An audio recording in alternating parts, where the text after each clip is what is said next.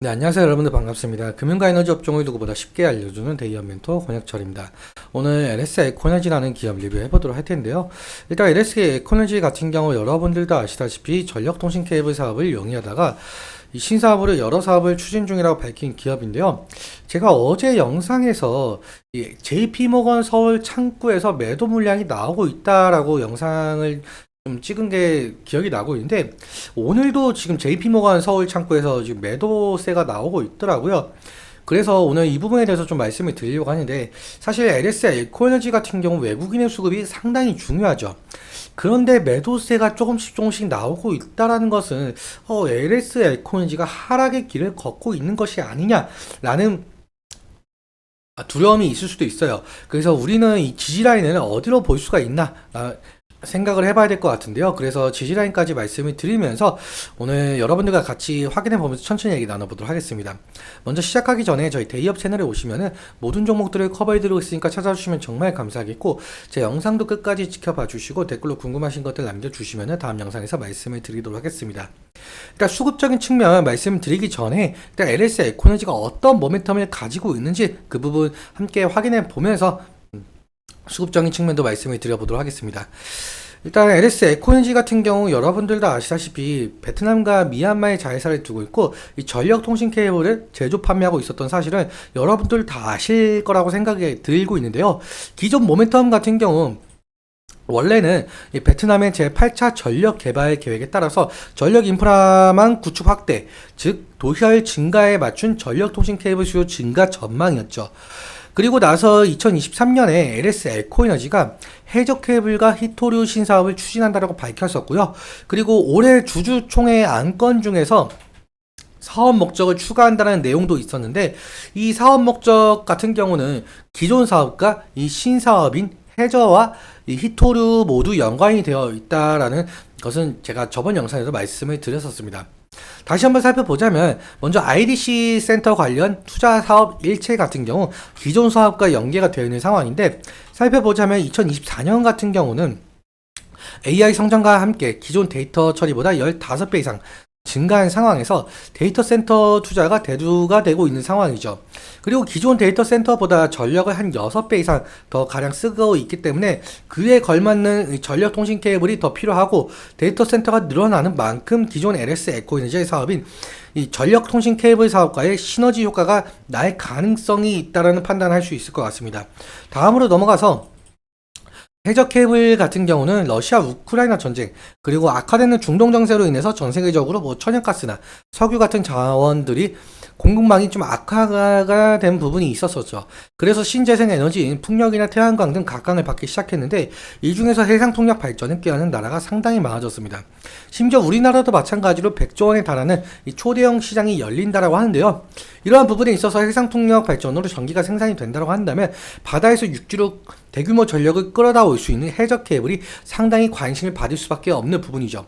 다음으로 넘어가서 히토류 같은 경우는 첨단 산업인 2차 전지에 들어가는 만큼 상당히 전략 자산이죠. 히토류 생산량 1위 국가가 중국인 것은 모두 다 아시는 내용일 텐데 현재 미국에서는 이 중국의 성장을 억제하기 위해서 트럼프 때 무역 전쟁을 그리고 바이든 때는 관세와 반도체 수출 금지를 했었죠. 그래서 이 중국은 이에 맞서서 전략 자산인 히토류를 무기화하고 다른 국가의 수출을 금하는 전략을 많이 내세우고 있었다라고 보시면 될 것 같아요.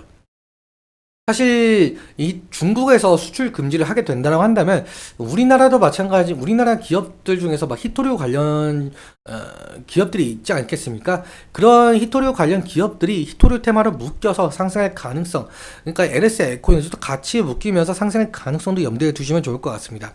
아무튼 히토류 같은 경우도 이러한 모멘텀을 가지고 있었는데 사실 히토류 관련해서는 신사업 추진 중인 이 합금 소재 판매 사업 일체와도 연관이 되어 있어요. 히토류 중에서 이 네오디뮴이라는 연구 그 원소가 있는데 이 네오디뮴이 붕소와 철을 합금해서 만든 것이 네오디뮴 연구 자석입니다. 히토류 사업을 통해서 네오디뮴 연구 자석을 만들겠다라는 뜻이 될 수가 있을 것 같은데요. 이 네오디뮴 연구 자석 수요가 점차 늘어나고 있습니다.